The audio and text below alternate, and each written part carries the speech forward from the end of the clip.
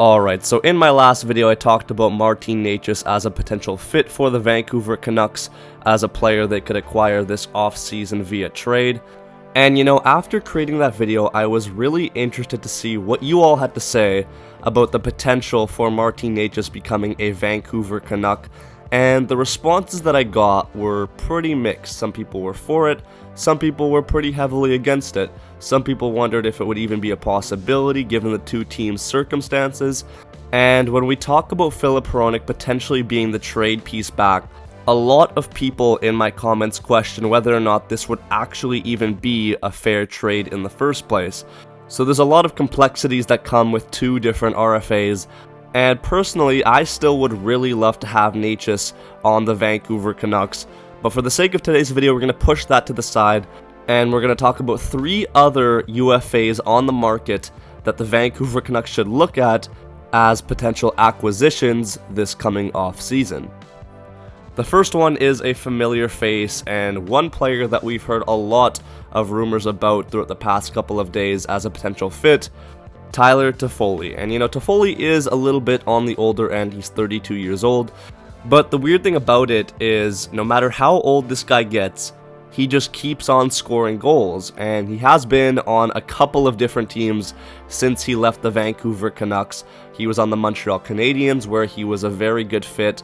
He went to the Stanley Cup Finals with them, and then he got moved over to the Calgary Flames, where he put up a career-high 73 points last season, 34 goals, so there's no question he was a fit there. And then he got moved over to a very underwhelming New Jersey Devil team that was plagued with injuries, but still he was able to produce 44 points, 26 goals before he was dealt at the trade deadline to the Winnipeg Jets. And still on the Jets, he was able to put up 11 points in 18 games, 7 of which were goals. So it's no question that Tyler Toffoli is a fit no matter where he goes. But that doesn't even matter in this case because we already know that Tyler Toffoli can play well with the Vancouver Canucks. He was a beast with Elias Pettersson, where he put up 10 points in 10 games in the regular season, and he did suffer an injury at the start of the bubble run playoffs, but after he returned in the Vegas series, he put up 4 points in 7 games. He was a force, and it was a real disappointment that the Vancouver Canucks didn't re-sign him.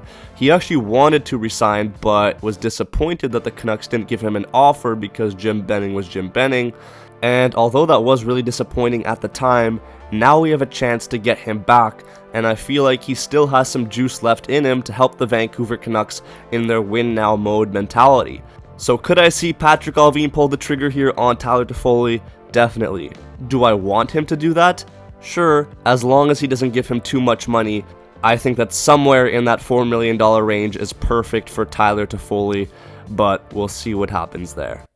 The next player is one that's a little bit more off the board, another guy that's on the older end, but Jonathan Marchessault is a guy that kind of intrigues me for some reason.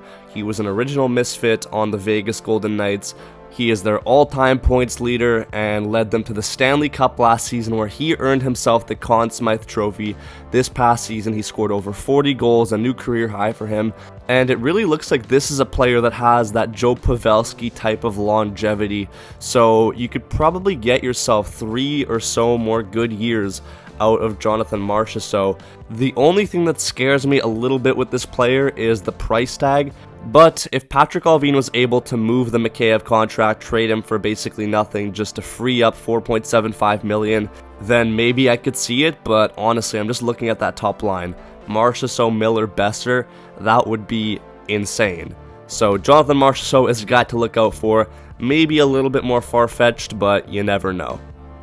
I'm kind of cheating with this last one because he isn't a UFA, but Nikolaj Ehlers, another player on the Winnipeg Jets, could be a good fit with Elias Pettersson as well. He has one more year left at $6 million on his contract, and what you're getting here is a really skilled, speedy winger, a little bit more on the smaller end, which obviously isn't ideal considering you already have Garland and Höglander, but the talent is undeniable, and he had a really good season this past year. His playoffs this year wasn't great, but let's be honest here, the entire Jets roster kind of went silent when it came to the playoffs. But again, all of this is speculation. I want you to let me know in the comment section down below which of these 3 players you would like the Vancouver Canucks to sign the most, and if you don't like any of them, then let me know in the comments who you would like to see the Vancouver Canucks target in the offseason. It's going to be eventful and exciting, and that is why we love it. Thank you so much for watching. Make sure you like, comment, subscribe if you're new. We're almost at 10K. Let's try and hit that by the end of the playoffs.